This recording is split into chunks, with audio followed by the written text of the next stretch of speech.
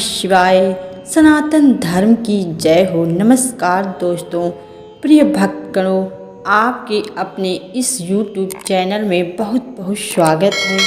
प्रिय भक्तगणों, आइए आज हम शिव महापुराण के प्रथम अध्याय का श्रवण करते हैं, जिसे बहुत ही शांत एवं प्रसन्नचित्त मन से सुनिएगा।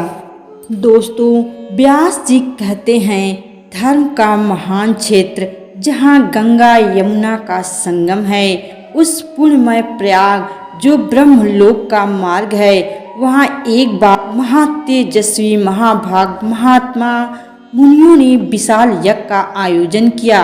उस ज्ञान यज्ञ का समाचार सुनकर पौराणिक शिरोमणि व्यास जी के शिष्य सूत जी वहाँ मुनियों के दर्शन के लिए आए। सूत जी का सभी मुनियों ने विधिवत स्वागत व सत्कार किया तथा उनकी स्तुति करते हुए हाथ जोड़कर उनसे कहा, हे सर्वज्ञ विद्वान रोमहर्षण जी, आप बड़े भाग्यशाली हैं। आपने स्वयं व्यास जी के मुख से पुराण विद्या प्राप्त की है। आप आश्चर्य स्वरूप कथाओं का भंडार हैं। आप भूत भविष्य और वर्तमान के ज्ञाता हैं। हमारा सौभाग्य है कि आपके दर्शन हुए।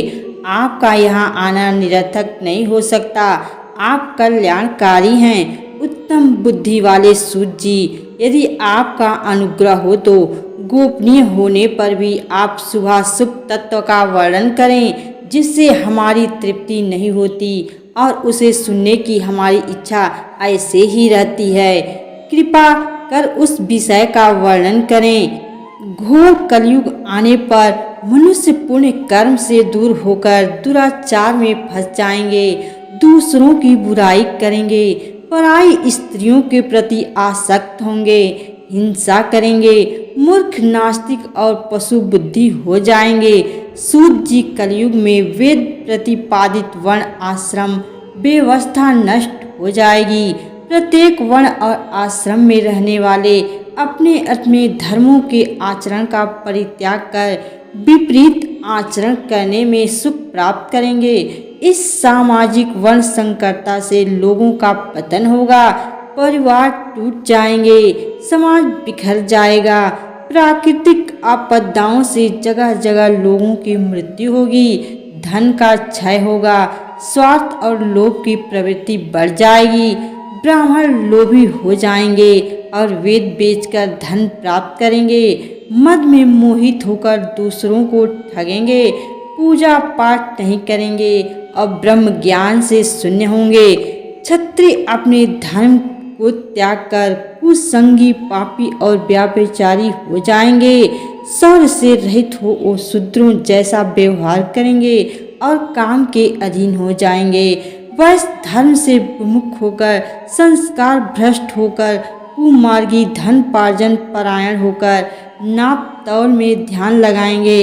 शूद्र अब धर्म कर्म छोड़कर अच्छी वेशभूषा से सुशोभित हो व्यर्थ घूमेंगे। वे कुटिल और ईर्ष्यालु होकर अपने धर्म के प्रतिकूल हो जाएंगे। कुकर्मी और वाद विवाद करने वाले होंगे। वे स्वयं को कुलीन मानकर सभी धर्मों और वर्णों में विवाह करेंगे। स्त्रियां सदाचार से विमुख हो जाएंगी। वे अपने पति का अपमान करेंगी और सास ससुर से लड़ेंगी, मलिन भोजन करेंगी। उनका शील स्वभाव बहुत बुरा होगा। सूत जी, इस तरह जिनकी बुद्धि नष्ट हो गई है और जिन्होंने अपने धर्म का त्याग कर दिया है, ऐसे लोग परलोक में उत्तम गति कैसे प्राप्त करेंगे? इस चिंता से हम सभी व्याकुल हैं। परोपकार के समान कोई धर्म नहीं है। इस धर्म का पालन करने वाला दूसरों को सुखी करता हुआ स्वयं भी प्रसन्नता अनुभव करता है। यह भावना यदि निष्काम हो तो कर्ता का हृदय शुद्ध करते हुए उस परम गति प्रदान करती है। हे महामुनि, आप समस्त सिद्धांतों के ज्ञाता हैं। कृपा कर कोई ऐसा उपाय बताइए जिससे इन सबके पापों का तत्काल नाश हो जाए। दोस्तों, अब आइए दूसरा अध्याय शुरू करते हैं। श्री शौनक जी ने कहा, आप धन्य हैं सूत जी, आप परमार्थ तत्व के ज्ञाता हैं। आपने हम पर कृपा करके हमें यह अद्भुत और दिव्य कथा सुनाई है। भूतल पर इस कथा के समान कल्याण का और कोई साधन नहीं है। आपकी कृपा से यह बात हमने समझ ली है। सूत जी, इस कथा के दौरान कौन से पापी शुद्ध होते हैं, उन्हें कृपा पूर्वक बताकर इस जगत को कृतार्थ कीजिए। सूत जी बोले, मुनि, जो मनुष्य पाप, दुराचार तथा काम, क्रोध, मद, लोभ में निरंतर डूबे रहते हैं, वे भी शिव पुराण पढ़ने अथवा सुनने से शुद्ध हो जाते हैं तथा उनके पापों का पूर्णतया नाश हो जाता है। इस विषय में मैं तुम्हें एक कथा सुनाता हूँ, देवराज ब्राह्मण की कथा। दोस्तों, बहुत पहले की बात है। किरातों के नगर में देवराज नाम का एक ब्राह्मण रहता था। वह ज्ञान में दुर्बल, गरीब, रस बेचने वाला तथा वैदिक धर्म से विमुख था। वह स्नान संध्या नहीं करता था तथा उसमें वैश्य वृत्ति बढ़ती ही जा रही थी। वह भक्तों को ठगता था। उसने अनेक मनुष्यों को मारकर उन सब का धन हड़प लिया था। उस पापी ने थोड़ा सा भी धन धर्म के काम में नहीं लगाया था। वह वेश्यागामी तथा आचार भ्रष्ट था। एक दिन वह घूमता हुआ देवयोग से प्रतिष्ठानपुर जा पहुंचा। वहां उसने एक शिवालय देखा जहां बहुत से साधु महात्मा एकत्र हुए थे। देवराज वहीं ठहर गया। वहां रात में उसे ज्वर आ गया और उसे बड़ी पीड़ा होने लगी। वहीं पर एक ब्राह्मण देवता शिव पुराण की कथा सुना रहे थे। ज्वर में पड़ा देवराज भी ब्राह्मण के मुख से शिव कथा को निरंतर सुनता रहता था। एक मास बाद देवराज ज्वर से पीड़ित अवस्था में चल बसा। यमराज के दूत उसे बांधकर यमपुरी ले गए। तभी वहां शिवलोक से भगवान शिव के पार्षदगण आ गए। वे कर्पूर के समान उज्जवल थे। उनके हाथ में त्रिशूल, संपूर्ण शरीर पर भस्म और गले में रुद्राक्ष की माला उनके शरीर की शोभा बढ़ा रही थी। उन्होंने यमराज के दूतों को मार पीट कर देवराज को यमदूते के चंगुल से छुड़ा लिया और वे उसे अपने अद्भुत विमान में बिठाकर जब कैलाश पर्वत पर ले जाने लगे तो यमपुरी में कोलाहल मच गया, जिसे सुनकर यमराज अपने भवन से बाहर आ गए।